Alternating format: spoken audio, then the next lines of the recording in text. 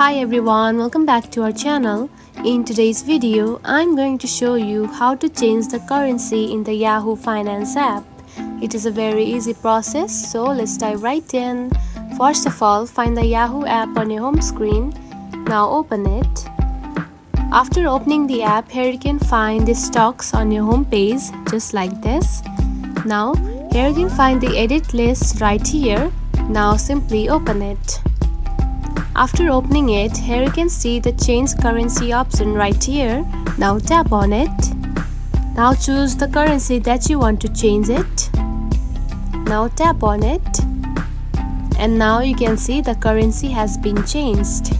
And that's it. This is how you can change the currency in the Yahoo Finance. It is a very simple process, right?